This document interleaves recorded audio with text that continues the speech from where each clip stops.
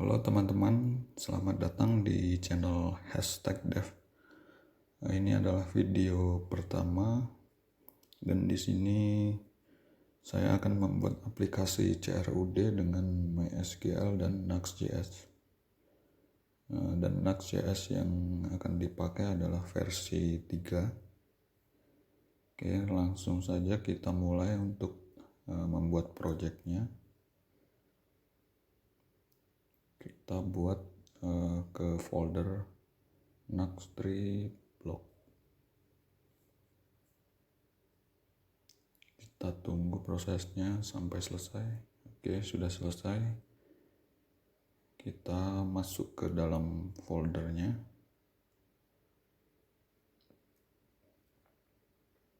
Kemudian saya akan membuka text editor VS Codium. Ini hampir sama dengan VS Code. Kemudian kita perlu install dependency projectnya. Dan sembari instalasi selesai, kita perlu mencari driver MySQL-nya di npm.js. Kita searching MySQL.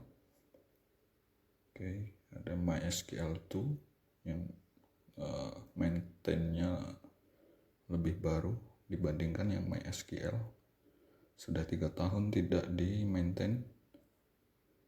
Takutnya ada yang deprecated. Oke, kita perlu menyiapkan database. Jika teman-teman belum menginstal, silahkan install terlebih dahulu. Di sini saya menggunakan MariaDB versi 10. Kita buat database-nya.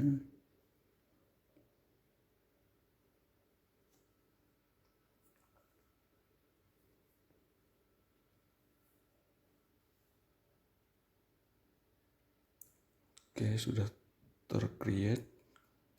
Kemudian kita buat tabel field ID integer dan auto increment. Title ini panjangnya tidak lebih dari 255 karakter. Biasanya title tidak terlalu panjang. Dan untuk konten kita menggunakan tipe data text yang biasanya memang dapat menampung data yang lumayan panjang. Kemudian untuk created date menggunakan tipe data timestamp. Kemudian primary key-nya ke ID. Oke, coba kita lihat tabelnya dan kita lihat strukturnya sudah sesuai dengan definisi sebelumnya.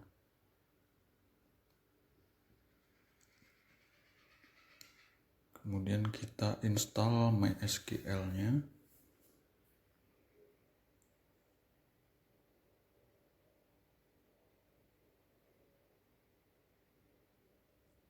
Dan kita juga perlu untuk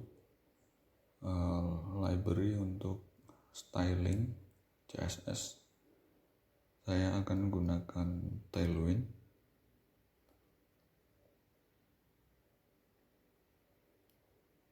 Oke, kita install. Kemudian kita perlu membuat folder server, di mana ini akan menghandle request ke API. Kita buat folder API.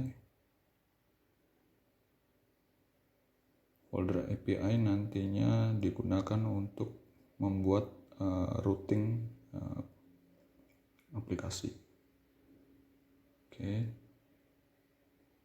Kemudian kita butuh DB untuk koneksi ke database. Controller ini yang nantinya akan menghandle request. Dan model nantinya akan digunakan untuk query database.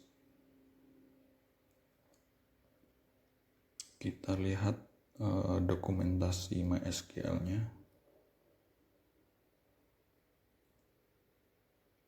Kita buat untuk yang query pool. Kita import dulu MySQL promise, jadi nanti bisa pakai async await.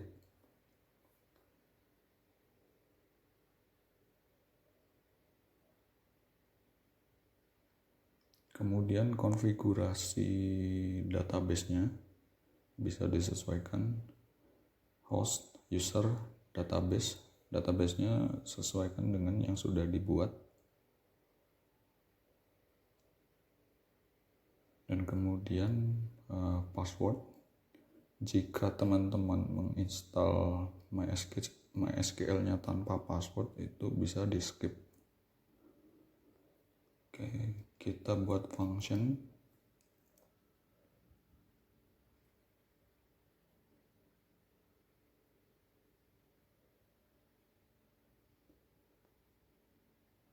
Kita buat option parameternya. Ada query dan value. Value ini nantinya bisa optional, karena seperti query select itu kadang tidak memerlukan value. Oke, query.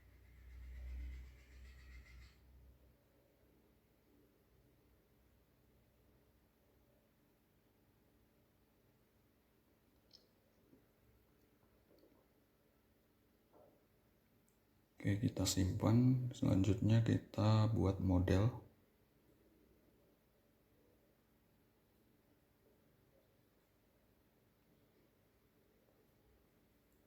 Kita import SQL-nya.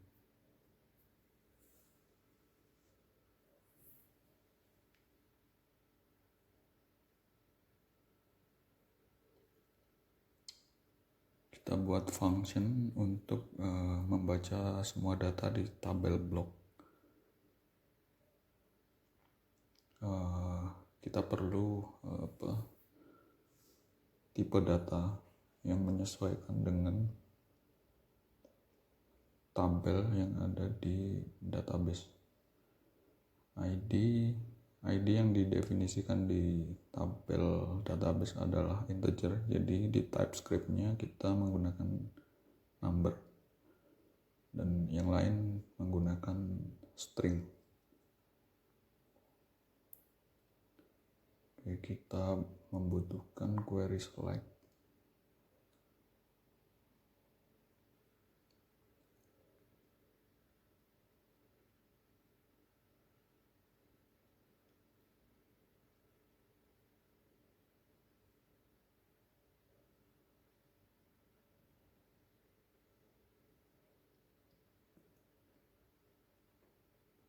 Kita spesifikkan fieldnya supaya mengikuti model yang sudah kita definisikan tadi.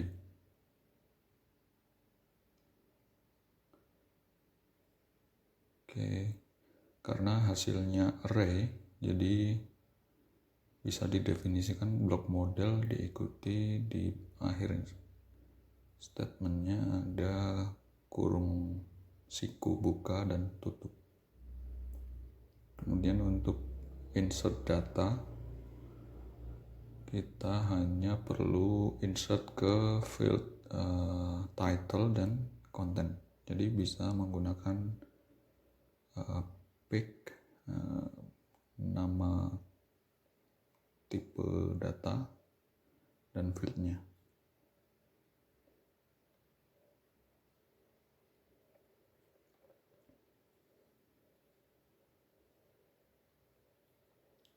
Kita perlu insert ke tabel blok dan field yang akan diisi adalah title dan content. Value-nya menggunakan prepare statement, jadi ini untuk menghindari SQL injection biasanya. Kemudian kita definisikan returning.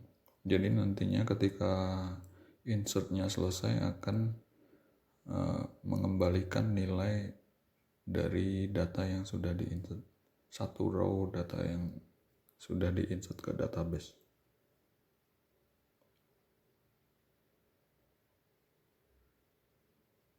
Karena hasilnya array dan seharusnya hanya satu array, jadi kita baca panjang datanya, kemudian kita ambil di indeks ke 0 atau indeks pertama.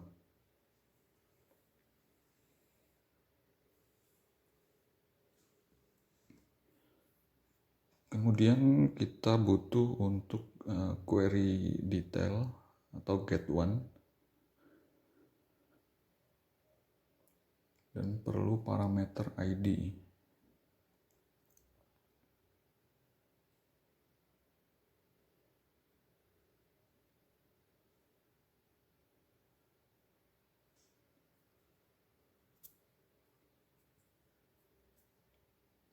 Oke, return datanya hampir sama seperti create. Seperti ini. Kemudian untuk update,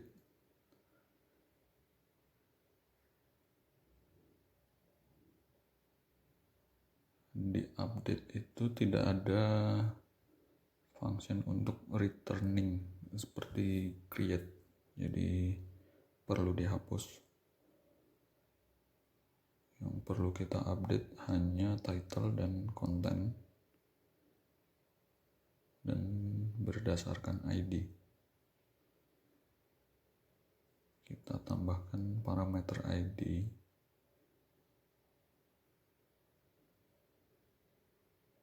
dan disesuaikan dengan urutannya.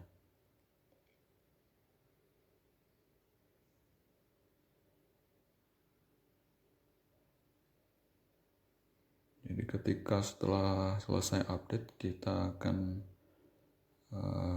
ambil detailnya seperti ini.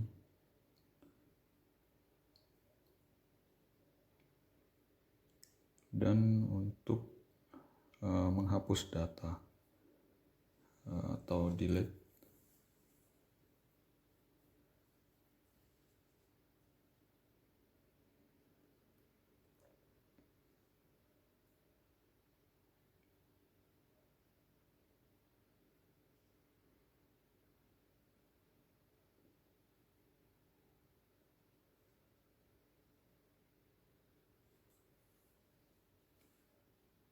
di sini return value-nya boolean, jadi saya set true saja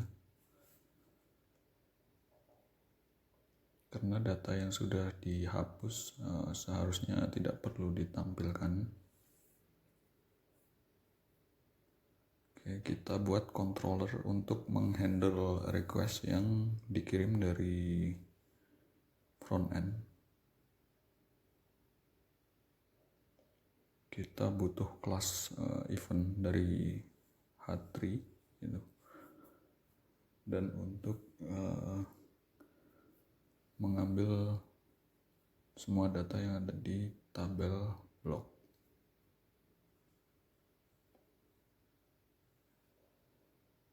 Kita import modelnya.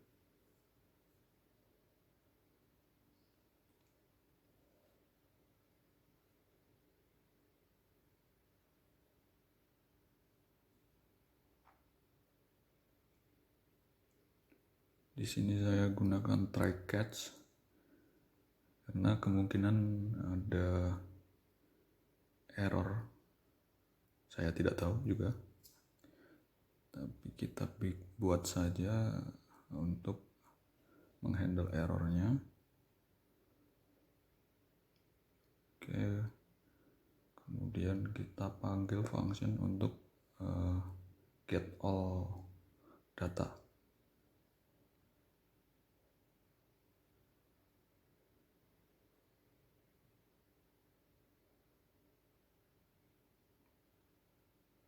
return data. Jadi ketika ada statement return, maka server Nitro itu akan memberikan respon ke klien status 200.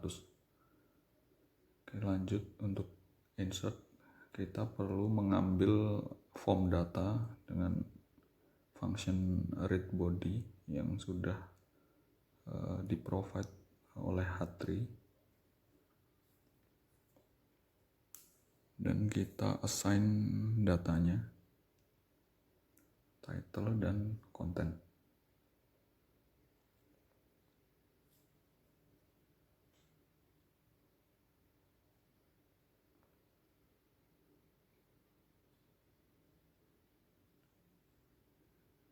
Kemudian untuk get one atau detail, kita tambahkan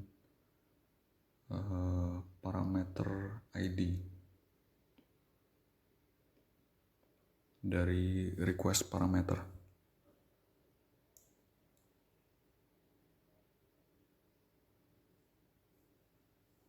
Oke, kira-kira seperti ini. Dan update, ini perlu menambahkan parameter ID juga. Kita copy saja. Oke. Kemudian untuk menghapus data,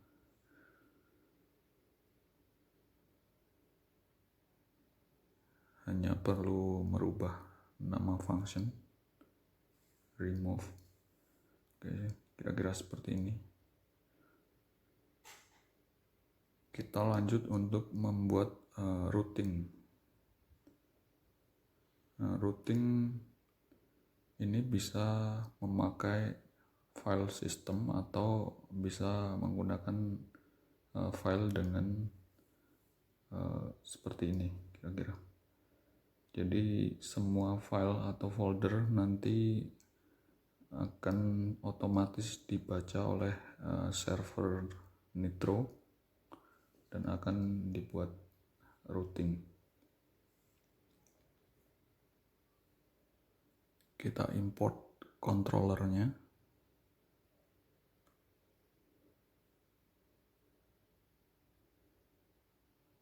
Kita buat router.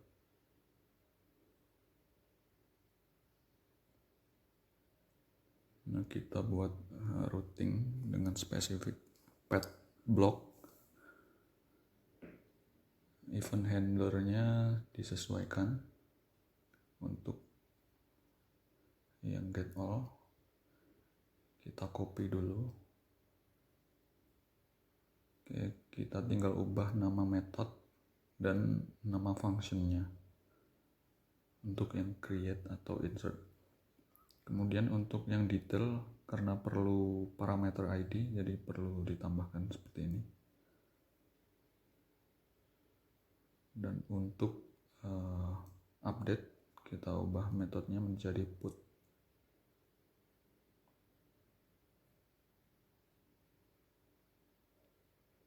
Dan untuk menghapus data menggunakan metode delete.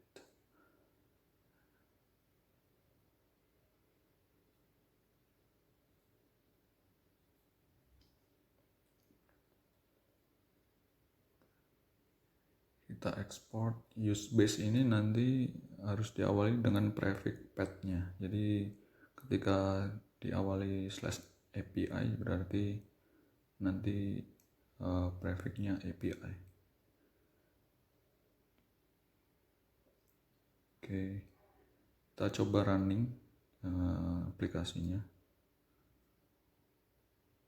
Kita perlu tambahkan konfigurasi Tailwind CSS-nya.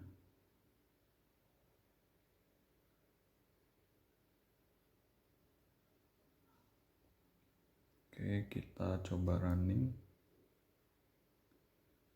Konfigurasi tadi sudah otomatis tidak perlu tambahan lain jika hanya konfigurasi standar. Kita coba akses ke API block. Sudah terlihat responnya array kosong karena memang belum ada data yang diinputkan ke dalam database. Lanjut, kita buat layout dan pages untuk membuat halaman.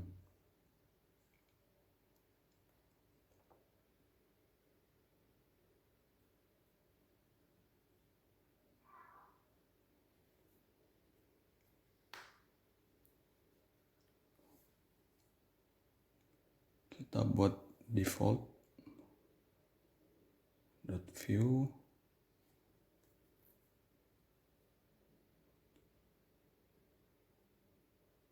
Kita tambahkan slot di mana kontennya akan ditampilkan.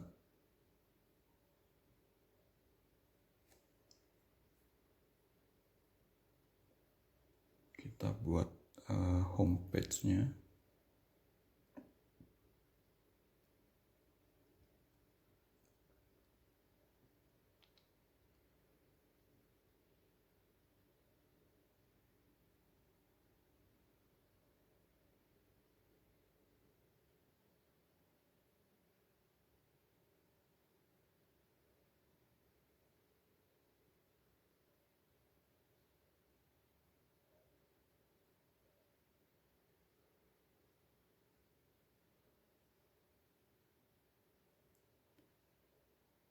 Oke, kita tambahkan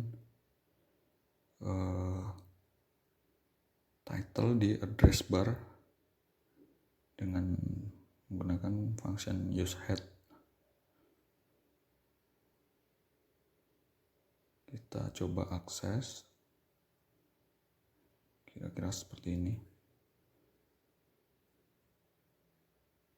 Untuk tampilannya bisa menggunakan flowbyte.com dan cari komponen yang dibutuhkan.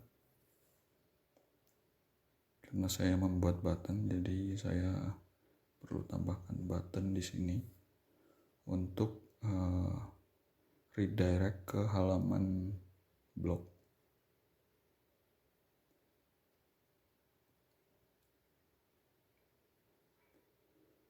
Kita ubah tag-nya menggunakan Nuxlink.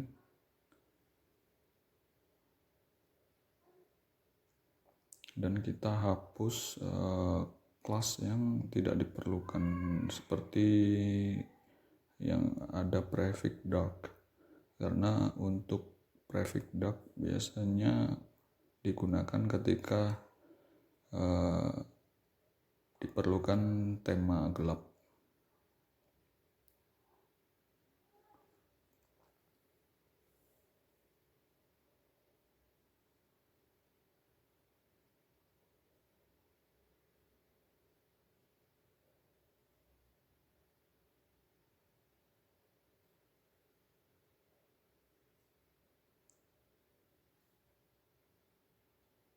Oke, kita buat satu halaman blog yang untuk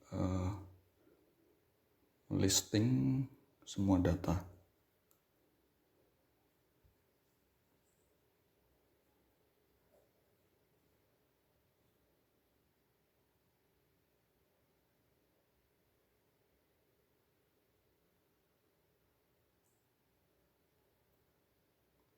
Dan kita tambahkan satu file lagi untuk create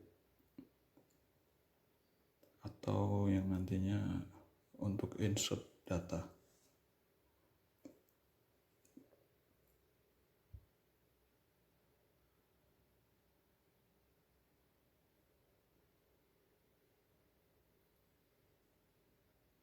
Coba kita akses. Jika halamannya not found, bisa di refresh dulu. Oke, kita coba untuk request data. untuk yang get all,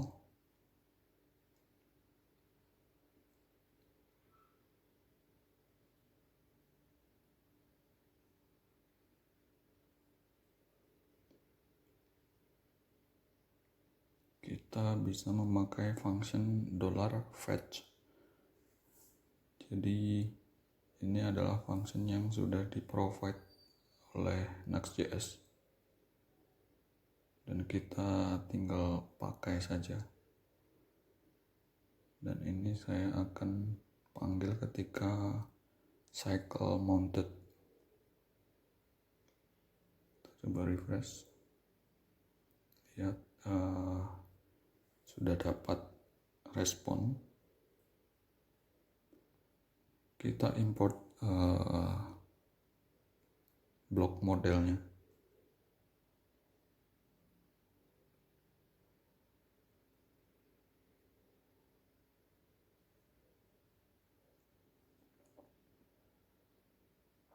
Kita definisikan satu variabel untuk menampung hasil dari request.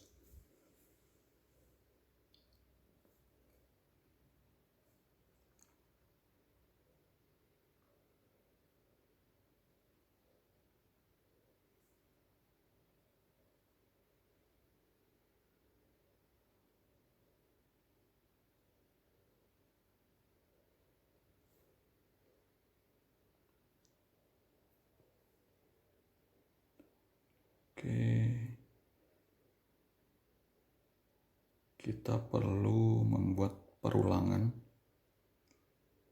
atau looping karena data yang dihasilkan adalah array.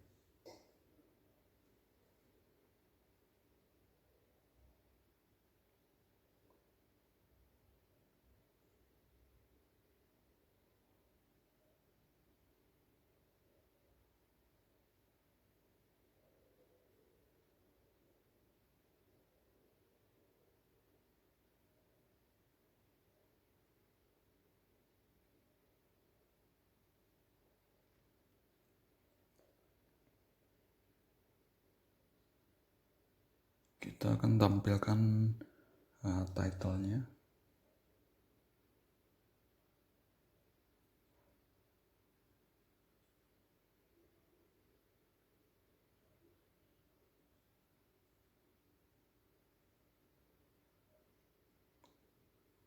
Dan tampilkan konten.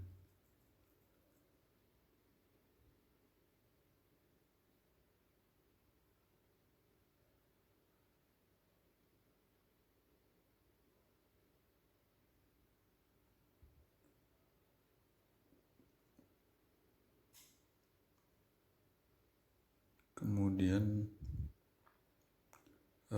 untuk insert kita perlu form input. Di sini ada input, tapi tipenya email. Nanti bisa kita rubah menjadi tipenya teks. Kita hapus yang tidak perlu biar tidak terlalu panjang kelasnya.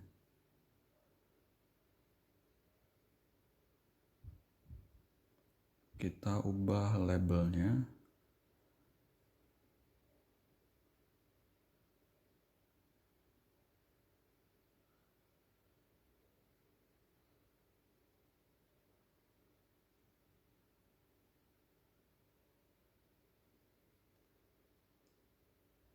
Kita perlu variabel untuk model data, untuk title dan konten.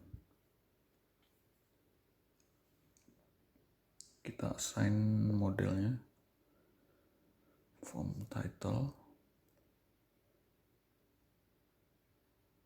Kita butuh text area untuk input konten.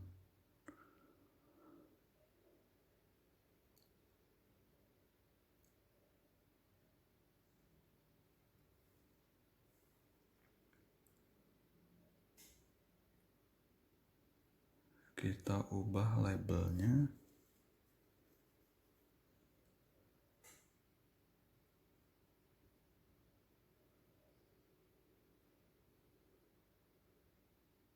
Dan kita hapus kelas yang tidak dipakai.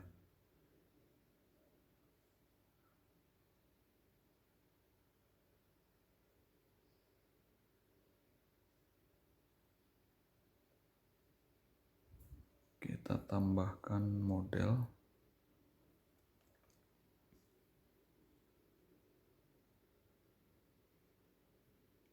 Kemudian button untuk submit.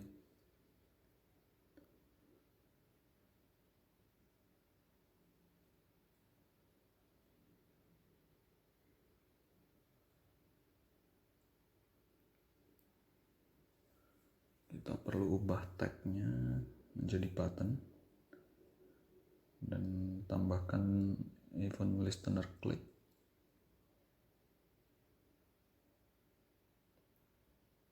Jadi ketika tombol diklik nanti akan mengirimkan data ke API.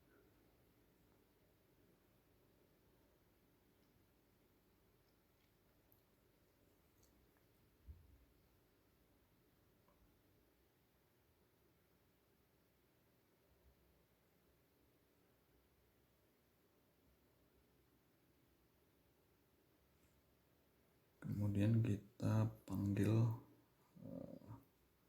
gunakan async await.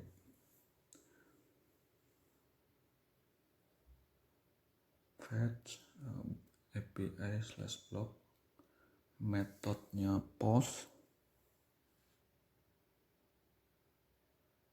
dan tambahkan body. Jadi bodinya berisi form. Oke, kita tambahkan router. Router ini nantinya dipakai untuk redirect ke halaman blog setelah sukses insert data. Oke.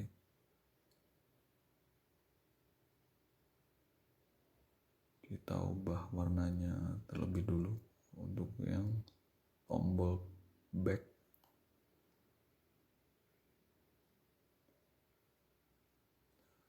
Terlalu mepet, mungkin tambahkan margin.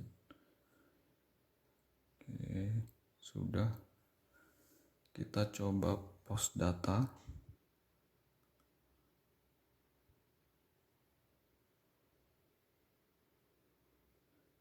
Sudah bisa ditampilkan.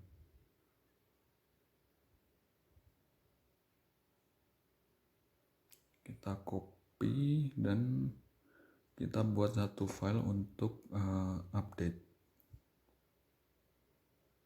Jadi nama filenya menggunakan kurung siku dan di dalamnya nama parameter.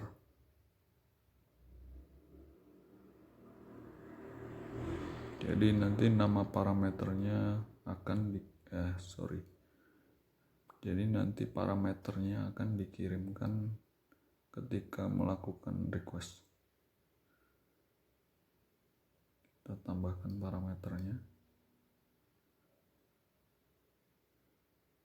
Karena ini hanya untuk get data, jadi tidak perlu tambahkan metode karena defaultnya adalah metode get. Oke, kita tambahkan blok model dulu. Kita copy.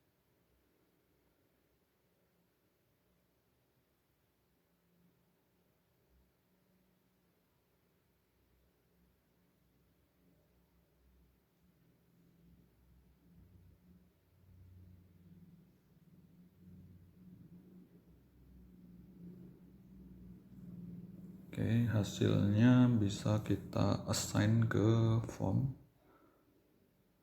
title, dan content.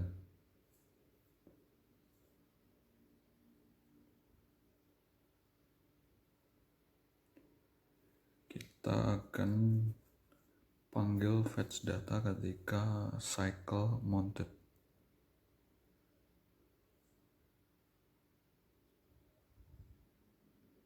kita ubah title-nya.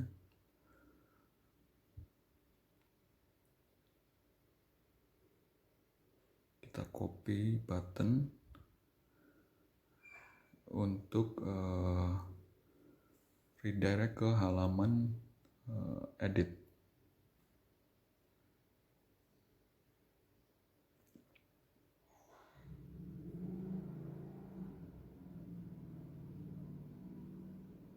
Kita paste,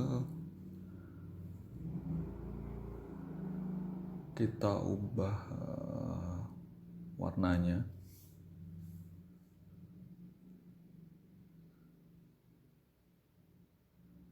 dan tujuan path-nya kita tambahkan parameter ID.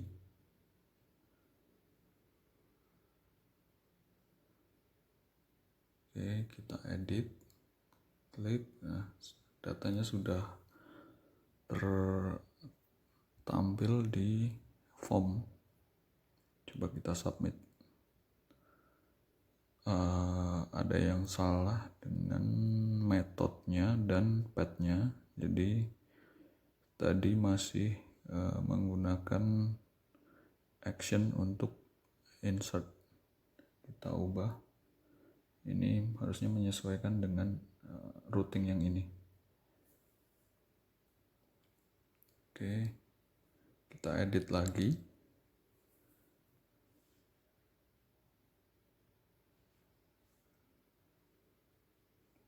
Nah, sudah bisa terupdate. Dan kita butuh untuk menghapus data. Jadi kita tambahkan satu button dan action klik untuk menghapus.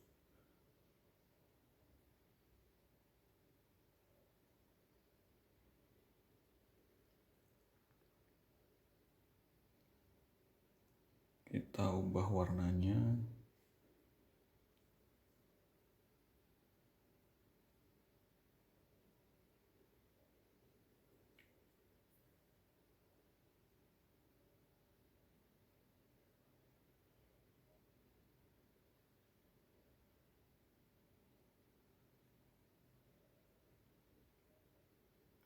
Dan kita buat function untuk menghapus.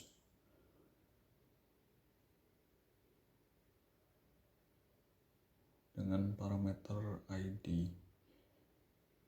Bisa kita kopas dari yang sebelumnya.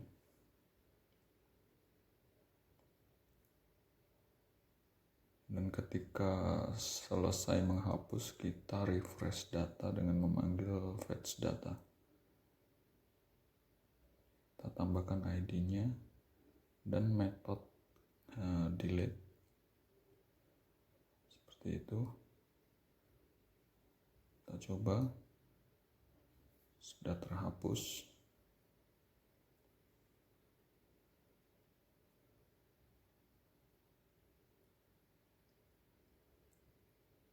Coba submit lagi, kita delete.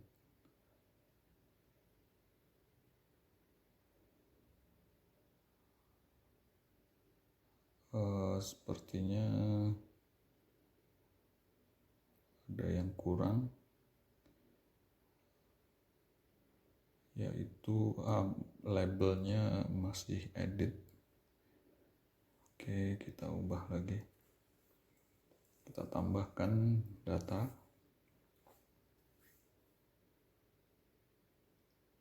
Nah, seperti ini. Sudah bisa edit, menampilkan semua data, update data, nambah data, dan menghapus. Oke, baiklah teman-teman. Seperti inilah kira-kira untuk tutorial kali ini. Semoga bermanfaat dan sampai jumpa di video yang lainnya.